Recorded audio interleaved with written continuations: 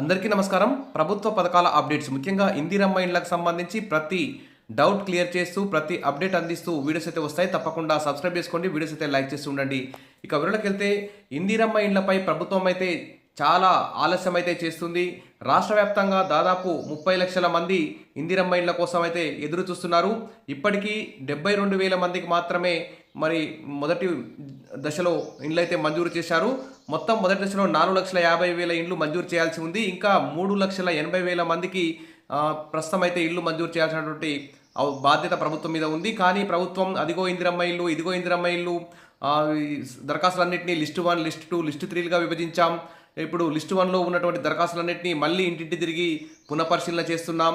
పారదర్శకంగా మరి పేదలకు ఇండ్లు కట్టిస్తాం, పక్కాగా లబ్ధిదారుల ఎంపిక ప్రక్రియ చేస్తామని చెప్పి ఎంతసేపటికి రోజు పేపర్లోనే చూస్తున్నాం. కానీ ఇందిరమ్మ ఇండ్లు మాకు ఇస్తారా ఇవ్వరా, అసలు గ్రామాల వారీగా ఇందిరమ్మ ఇండ్ల మరి గ్రామ సభలు ఎప్పుడు పెడతారు, వార్డు సభలు ఎప్పుడు పెడతారు, మరి ఇందిరమ్మ ఇండ్ల ఫైనల్ లిస్ట్ ఎప్పుడు పెడతారు అనే విషయం మీద అయితే ఇంతవరకు క్లారిటీ లేదు. ఇటీవల న్యూస్ పేపర్లో అధికార వర్గాలు ప్రకటించిన దాని ప్రకారం అయితే ఇంకా ఇందిరమ్మ ఇండ్ల ప్రక్రియ పూర్తి కావడానికి ఇంకా 3 నెలల సమయం పడుతుందని చెప్పేసి తెలుస్తోంది.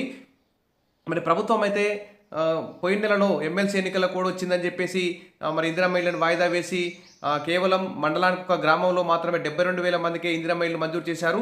మరి ఇప్పుడు ఎమ్మెల్సీ ఎన్నికల కూడా అయిపోయింది, ఆల్రెడీ బడ్జెట్ కూడా ప్రవేశపెట్టారు. మరి ఇందిరమ్మ ఇళ్లకు కూడా 12,750 కోట్ల పైగా కేటాయింపులు జరిపారు. కేంద్ర ప్రభుత్వం నుంచి కూడా పట్టణ ప్రాంత ఇండ్ల నిర్మాణానికి సంబంధించి దాదాపు 1,000 కోట్ల దాకా నిధులు కూడా రాబోతున్నాయి. మరి ఇక గ్రామీణ ప్రాంతాలకు సంబంధించి జిహెచ్ఎంసీ హైదరాబాద్ పరిధిలో సంబంధించి రాష్ట్ర వ్యాప్తంగా ఇంకా 3,80,000 మందికి లిస్ట్ 1లో ఉన్నటువంటి వారికి మొదటి దశలో మరి ఇంకా ఇందిరమ్మ ఇల్లు మంజూరు చేయాల్సి ఉంది. కానీ మరి ప్రభుత్వం అయితే ఎంతసేపటికి ఇంకా ఫైనల్ లిస్ట్ మీద అయితే క్లారిటీ లేదు. గ్రామ సభలు ఎప్పుడు పెడతారు, హైదరాబాద్లో వార్డు సభలు ఎప్పుడు పెడతారు అనే విషయం మీద కూడా క్లారిటీ లేదు. ప్రస్తుతం అయితే లిస్ట్ 1లో అంటే సొంత జాగా ఉండి ఇల్లు లేని వారందరి దరఖాస్తులన్నింటినీ మరొకసారి పునఃపరిశీలన చేస్తున్నారు. దీనికి సంబంధించి మొత్తం ఇంకా 3 నెలలు సమయం పడుతుందని చెప్పేసి చెప్తున్నారు. ఇక పారదర్శకంగా పేదలకు ఇండ్లు మంజూరు చేస్తాం, పక్కాగా లబ్ధిదారుల ఎంపిక ప్రక్రియ అంటూ మరి పార్టీలకు అతీతంగా అర్హుల గుర్తింపు ఉంటుంది అని చెప్పేసి గృహ నిర్మాణ శాఖ మంత్రి పొంగులేటి శ్రీనివాసరెడ్డి అయితే ప్రకటిస్తున్నారు. ఇది మంచి ప్రకటన. కానీ ప్రతిరోజు పేపర్లో ఇదే చూస్తున్నామని చెప్పేసి ప్రజలందరూ కూడా విసుక్కుంటున్నారు. ఇక క్షేత్రస్థాయిలో మరొకసారి వివరాలు సేకరిస్తున్న అధికారులు దరఖాస్తుల జాబితా నుంచి అనర్హులన్నింటినీ తొలగిస్తున్నారు. అభ్యంతరాల పరిశీలనకు మరొకసారి సన్నద్ధం అంటే ఇక్కడ మనం న్యూస్ అయితే చూస్తున్నాం. మరి పార్టీలకు అతీతంగా నిజమైన అర్హులకు ఇస్తే అందరూ కూడా హ్యాపీగా ఉంటారు. మరి గత ప్రభుత్వం చేపట్టిన డబుల్ బెడ్రూమ్లు, దళిత బంధు అమలు జరిగిన పొరపాట్లే మరి గత అసెంబ్లీ ఎన్నికల్లో బీఆర్ఎస్ ఓటమి పాలు కావడానికి ప్రధాన కారణాలయ్యాయనే ఆరోపణలు వచ్చాయి. అందుకోసమే ఈసారి ఎలాంటి అనర్హులకు ఇవ్వకుండా పైరవీకారులకు, పార్టీ నాయకులకు, కార్యకర్తలకు కేటాయించుకోవడంతో మరి అప్పుడు గతంలో అయితే ప్రజలైతే ఆగ్రహానికి గురికాల్సి వచ్చింది. దీంతో వారంతా ఓడిపోవడం జరిగింది. మరి ప్రస్తుతం అధికారంలో ఉన్న కాంగ్రెస్ పార్టీ గత ప్రభుత్వం చేసిన పొరపాట్లు పునరావృతం కాకుండా జాగ్రత్త పడుతూ పార్టీలతో సంబంధం లేకుండా నిజమైన అర్హులకి ఇందిరమ్మ ఇండ్లు కేటాయిస్తే ప్రజల్లోకి మంచి మెసేజ్ వెళ్తుందనే సీఎం నిర్ణయంతో పారదర్శకమైన చర్యలు తీసుకుంటున్నారు. మరొకసారి లిస్ట్ 1లో ఉన్నటువంటి దరఖాస్తులన్నింటినీ పూర్తిగా క్షుణ్ణంగా పరిశీలిస్తున్నారు. మరి పొరపాట్లు జరగకుండా ఇప్పుడు ఈ ఇందిరమ్మ ఇళ్ల ప్రక్రియ చేస్తాం, ఎంపిక ప్రక్రియ చేస్తామని చెప్పేసి చెప్తున్నారు. తర్వాత ఇందులో భాగంగానే గతంలో ప్రజాపాలన పేరుతో మరి గ్రామ సభలు ఏర్పాటు చేశారు, వార్డు సభలు ఏర్పాటు చేసి ఇందిరమ్మ ఇళ్ల కోసం దరఖాస్తులు తీసుకున్నారు. తర్వాత గ్రామ సభలు నిర్వహించి ఆ సభలోనే అర్హుల జాబితాలను అయితే ప్రకటించి ఆ జాబితాలపై వచ్చిన అభ్యంతరాలను మరొకసారి పరిశీలించారు. దరఖాస్తు చేసుకున్న వారందరి వివరాలను మరోసారి హౌసింగ్ బోర్డు, మున్సిపాలిటీ, గ్రామ పంచాయతీ అధికారులు పరిశీలించి మరి ఫైనల్ లిస్టు రూపొందించే పనిలో అయితే ఉన్నారు. దీనికి సంబంధించి ఇంకా ఈ మొత్తం అయితే ఈ 3 నెలల్లో ఈ ప్రక్రియ మొత్తం పూర్తవుతుందని చెప్తున్నారు. ఇక లిస్టు 1లో అనర్హులే ఎక్కువ మంది ఉన్నారు. ఇందిరమ్మ ఇండ్ల కోసం చాలామంది అనర్హులే దరఖాస్తు చేసుకున్నట్లు అధికారులు అయితే గుర్తించారు. పారదర్శకంగా ఇందిరమ్మ ఇండ్ల లబ్ధిదారుల ఎంపిక ప్రక్రియ నిర్వహించేందుకు మరి గత కొన్ని రోజులుగా అధికారులు అయితే దరఖాస్తుదారుల వివరాలన్నింటినీ పరిశీలించడంతో పాటు ఇతర మార్గాల ద్వారా కూడా దరఖాస్తుదారుల వివరాలను అయితే తెలుసుకుంటున్నారు. చాలామంది తప్పుడు సమాచారం ఇచ్చి దరఖాస్తు చేసుకోవడంతో వారందరినీ గుర్తించి జాబితాల నుంచి తొలగిస్తున్నట్టు తెలుస్తోంది. నిజమైన లబ్ధిదారులకే మొదటి ప్రాధాన్యత ఇచ్చేందుకు అధికారులు అన్ని రకాల చర్యలైతే తీసుకుంటున్నారు. ఇక రాష్ట్ర వ్యాప్తంగా ప్రతి జిల్లాకు దాదాపు 40,000 ఇండ్ల వరకు వచ్చే అవకాశం ఉంది. ఇక ఏ గ్రామానికి ఎన్ని ఇండ్లు వస్తాయనే విషయం కూడా అధికారులు అయితే ప్రకటించాలి.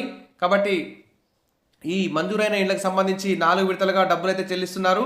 ఇక లబ్ధిదారుల్లో సొంత ఇల్లు లేక నానా ఇబ్బందులు పడుతూ వస్తున్నామని, గత ప్రభుత్వంలో ఇండ్ల కోసం ప్రయత్నాలు చేశాం కానీ మాకు ఇల్లు రాలేదని, ఇప్పుడు ప్రభుత్వం నిజమైన అర్హులను గుర్తించి ఇండ్లను కేటాయించేందుకు చర్యలు తీసుకుంటుండటంతో మేలు జరుగుతుందని ఆశాభావాన్ని అయితే వ్యక్తం చేస్తున్నారు. మరి ఈ ప్రజల యొక్క నమ్మకాన్ని వమ్ము చేయకుండా ప్రభుత్వం వెంటనే మరి 3 నెలల దాకా ఆగకుండా, ఎలాగో ఎమ్మెల్సీ ఎన్నికలు కూడా అయిపోయింది, బడ్జెట్ కూడా ప్రవేశపెట్టారు, ఇప్పుడు సర్పంచ్ ఎన్నికలు, ఎంపీటీ జెడ్పీటీసీ ఎన్నికలు కూడా లేవు కాబట్టి వెంటనే మరి ఈ సొంతింటి కలను నెరవేర్చాలని చెప్పేసి అందరూ కూడా కోరుకుంటున్నారు. ఇక ప్రతి నిరుపేదకు సాకారం, సొంతింటి కలను నెరవేరుస్తా అని చెప్పి మంత్రి పొంగులేటి శ్రీనివాసరెడ్డి అనేక మీటింగ్లో చెప్తున్నారు.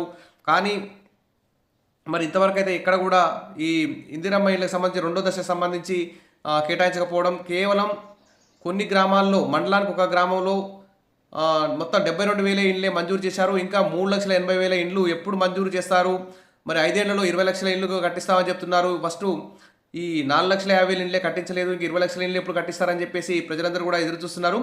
ఇక పేదలకు గూడు తీరనున్న గోడు, అసంపూర్తిగా నిలిచిన గత ప్రభుత్వ హయాంలో మంజూరై అసంపూర్తిగా మధ్యలో ఆగిపోయి ఉన్నటువంటి డబుల్ బెడ్రూమ్ ఇళ్లకు సంబంధించి కూడా ఈ బడ్జెట్లో అయితే నిధులు అయితే కేటాయించారు. వాటిని పూర్తి చేయడానికి రాష్ట్ర ప్రభుత్వం బడ్జెట్లో ప్రత్యేకంగా నిధులు కేటాయించడం పట్ల అందరూ కూడా హర్షం వ్యక్తం చేస్తున్నారు. మరి గత ప్రభుత్వం మున్సిపాలిటీల పరిధిలో పేదలకు అనేక వేల సంఖ్యలో ఇండ్లనైతే, డబుల్ బెడ్రూమ్ ఇళ్ళైతే మంజూరు చేసింది. దాంట్లో మొత్తం 35,000 ఇండ్ల వరకు మధ్యలో ఆగిపోయి ఉన్నాయి. వాటన్నిటి కూడా పూర్తి చేయడానికి ఈ బడ్జెట్లో నిధులైతే కేటాయించారు. వీటందరికి కూడా మరి అర్హులందరికీ కూడా ఈ డబుల్ బెడ్రూమ్ ఇళ్లను కేటాయించాలని ప్రభుత్వం అయితే రెడీ ఉంది. వీటిలో ఈ డబుల్ బెడ్రూమ్ ఇళ్లలో కనీస మౌలిక వసతులు లేకపోవడంతో అందులో నివాసం ఉండలేని పరిస్థితి కూడా నెలకొంది. మరి నివాసితులు విషయాన్ని పలుమార్లు మంత్రి పొన్నం ప్రభాకర్ దృష్టి కూడా తీసుకెళ్లారు. ఆర్డీఓ కార్యాలయం వద్ద ఆందోళన కూడా నిర్వహించారు. అసంపూర్తిగా ఉన్న 2 పడగదుల ఇళ్ల నిర్మాణ పూర్తికి ప్రభుత్వం ఎట్టకేలకు బడ్జెట్లో నిధులు కేటాయించడంపై కూడా హర్షం అయితే వ్యక్తం చేస్తున్నారు. సరే, ఏది ఏమైనా ఎమ్మెల్సీ ఎన్నికలకు కూడా అయిపోయింది. ఆల్రెడీ 72,000 ఇండ్లు మంజూరు చేశారు. ఇంకా వెంటనే మిగిలిన లిస్టు 1లో ఉన్నటువంటి వారికి 3,80,000 ఇండ్లని వెంటనే మంజూరు చేయాలి. ప్రతి గ్రామంలో గ్రామ సభలు, వార్డు సభలు నిర్వహించి మరి ఇందిరమ్మ కమిటీల ఆధ్వర్యంలో ఫైనల్ లిస్టు పెట్టాలి. ఇంకా 3 నెలల వరకు ఆగలేకపోతున్నారు జనాలు. ఎందుకంటే ఉగాది కానుకనైనా ఉగాదికి ముగ్గు పోస్తామని చెప్పారు, కానీ ఇప్పుడంతలో అయ్యేటట్లయితే కనిపించడం లేదు. మరి ప్రభుత్వం మరి వెంటనే దీని నిధులు కేటాయించి ఉగాదికి అందరూ కూడా కొత్త ఇంటికి ముగ్గు పోసే విధంగా ప్రభుత్వం చర్యలు తీసుకోవాలి, ఫైనల్ లిస్ట్ పెట్టాలని చెప్పేసి అయితే ఎదురు చూస్తున్నారు. ఇక అప్డేట్ రాగానే అందిస్తాను. తప్పకుండా సబ్స్క్రైబ్ చేసుకోండి, వీడియోస్ అయితే లైక్ చేసి ఉండండి. Thank you.